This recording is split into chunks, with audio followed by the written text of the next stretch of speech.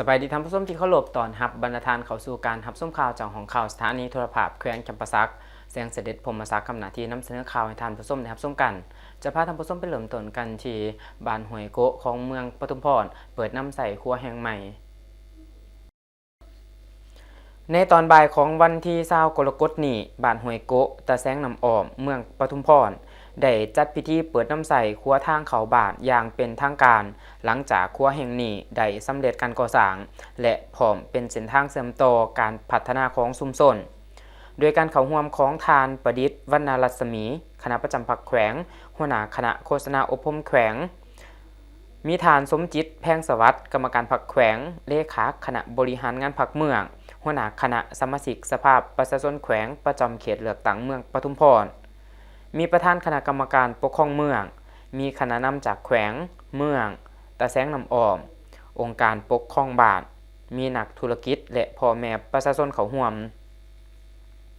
ในพิธีทานคำไผ่ไส้สงครามห้องเลขาหน่วยผักห้องประธานบ้านห้วยโกะได้รายงานว่า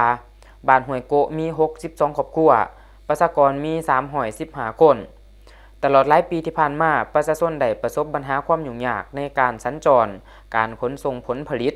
การเข้าถึงการศึกษาและการบริการด้านสาธารณสุขเนื่องจากครัวเก่าที่สร้างมาตั้งแต่ปี 2006 สุดโทรมและบ่ปลอดภัย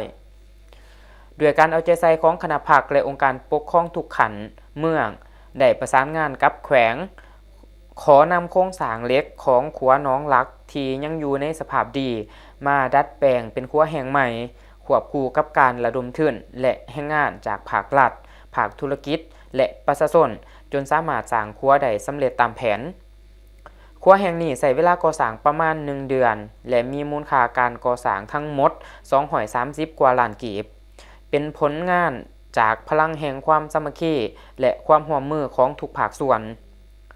การเปิดน้ำใส่ครัวแห่งนี้บ่เพียงแต่แก้ไขปัญหาการสัญจรของประชาชนเท่านั้นแต่ยังเป็นการเปิดประตูสู่โอกาสใหม่ในการพัฒนาเศรษฐกิจสังคมอำนวยความสะดวกในการขนส่งผลผลิตการเข้าถึงการศึกษาและการบริการด้านสาธารณสุขพร้อมทั้งยกระดับคุณภาพชีวิตของประชาชนในระยะยาวจากนั้นก็ได้มีพิธีตัดแถบผ้าและลั่นของเก่าบาทเพื่อเป็นสิริมงคลและเปิดน้ำใสครัวแห่งใหม่อย่างเป็นทางการ